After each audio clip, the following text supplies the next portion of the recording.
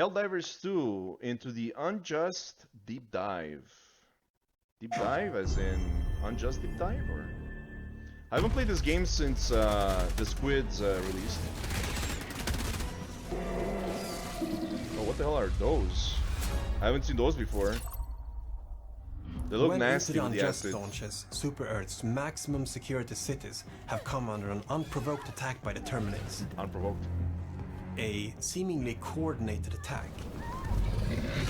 This act of terror cannot stand. Now, Helldivers will, for the first time, take the battle to our enemies' homes. They will go deep into the gloom, into the Terminates' home worlds, their hive worlds, to uncover their mysteries, deal with the bug threat once and for all, and establish themselves as the rightful liberators, masters of this galaxy. Okay, gotcha. So new alien world, the bug basically. Hive worlds are planets that have been completely terraformed by the Terminates over a long period of time. Oh yeah, those things. When Helldivers go to the bug hive worlds, they will find that they have huge, enormous cave networks spread across the planet, underground. like a disgusting disease. Helldivers go into the caves to gather intel on the bug. Damn, this feels like Aliens. And to uncover the secrets of the gloom. We wanted to really turn the game on its head and see what happens when we put 4 Helldivers underground. In the claustrophobic and horrifying cave systems, some new tactics can be needed. Yeah, big time. You have to really plan before you go in to get all of your weaponry. Bring the flamethrower. There's no help from your super destroyer once you're in the caves. Oh, you'll have to look for areas that have no roof to call down ammo. Right. Some sections of the cave can also be darker than others. So it might be a good idea if one squad member uses their flashlights, while the other squad members use their more powerful support weapons. Very interesting, very different. Yeah, this is like a whole new way of playing this game, I guess. So we have 2 brand new Hive World exclusive missions. We have the Hive Lung, which is what the bugs are using to produce the fog that you see in the gloom. You have to go deep down past all its tendrils and enemies that are protecting it. Bring your backpack hellbomb or just a lot of big weaponry. Backpack hellbomb? Does it mean that it's going to take away a spot from your... Yeah, it will. The other big mission is the mobile oil rig. A big, slow, clunky oil drill that you will drive around on the surface of the hive worlds to drill for the liberate oil them from their Super oil. Earth is basically farming from the hive worlds. Yes. You gotta protect it. And you can defend this with a big cannon on it, which will be very useful in case some enemies might want to come up and destroy it. Big ones.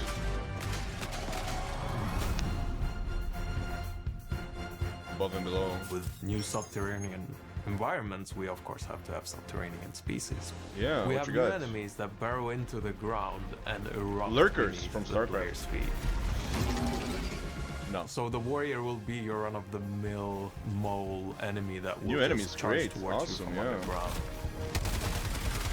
If you're facing a bile spewer, it will look for blind spots and pop up from the ground, throw out a few projectiles, and then pop down into the ground again and find another spot to attack you from. If they disappear, that's so annoying though. The charger will do its charge underground. Now there's a big mound moving towards you rather than the behemoth itself. Yeah, you gotta like really pay attention now, huh? There's always this small game of whack-a-mole you have to play with some additional subterranean bugs that will jump out. Oh, and you can hit them with grenades on the ground. They're explosives, I'm guessing. Makes sense. The dragon roach is like a big flying bile titan. Oh jeez, great. If you wind up fighting it, you end up flying bile with titan. Acidic fire breath. I hate those words in the same sentence. Until you put enough pressure to get it to back off, or you manage to shoot off its wings and take it down. Oh. You know that you will be fighting these subterranean enemies when you feel the rumbling. But if the rumble is slightly bigger, please ignore that. I'm sure it's fine. Like a bigger monster underground, right? Like an underground bile thing. With the launch of Into the Unjust and the exciting release on Xbox, we now also have 2 new warbonds. One of which is the ODST crossover warbond, which is our first legendary warbond. When it became clear that we were going to do an Xbox version of the game, we asked ourselves, it just makes sense. What would fit in, and it just makes sense to have Halo in this, you know? We wanted to make the perfect Halo collaboration, so every detail that you would expect to be there should be there. All look at the gun, wow, that's pretty cool. Iconic look. It's something that everyone would recognize if you're a Halo fan. We got extremely close to the original ODST content. Some small changes had to be made to maintain believability, where the ejection port is, like tiny things like that. We're fans of Halo ourselves, so we wouldn't want it any other way than to be absolutely. Damn, that looks like Halo. Attention to the models. Imagine if this is actually better than Halo. In the end, we managed to deliver the newer Halos. That would be something. And that's very rare in game development. So Dust Devils is our newest warbond that we worked in collaboration with our partners at Wushu. The Dust Devils are Helldivers that are trained and experienced in fighting in extreme conditions, and they are very useful now that we're going to go deeper into the gloom and fight on these desert planets that are infested by a lot of dangerous bugs. So in this warbond we have 3 new stratagems, 1 primary and 1 throwable. First off, we have a new assault rifle. But there is a small twist on this assault rifle. It's the first assault rifle with incendiary rounds. We have the expendable napalm, which is the great for bugs without the proximity trigger. Then we have the spear gun, which is a single fire projectile with a gas harpoon. So when you hit the enemy, it will explode into a gas cloud. It's a sort of utility versatile tool. Finally, but not least, we have the solo silo, which is a missile silo contained in a hell pod and a laser designator. And you can paint whatever target you want, and the missile will go to that target and just make a big boom, which makes it possible to attack enemies from a very large distance. Damn, one-shot kill, As the story really? for Into the Unjust develops, players need to venture into new parts of the galaxy, where they will encounter many new kinds of threats.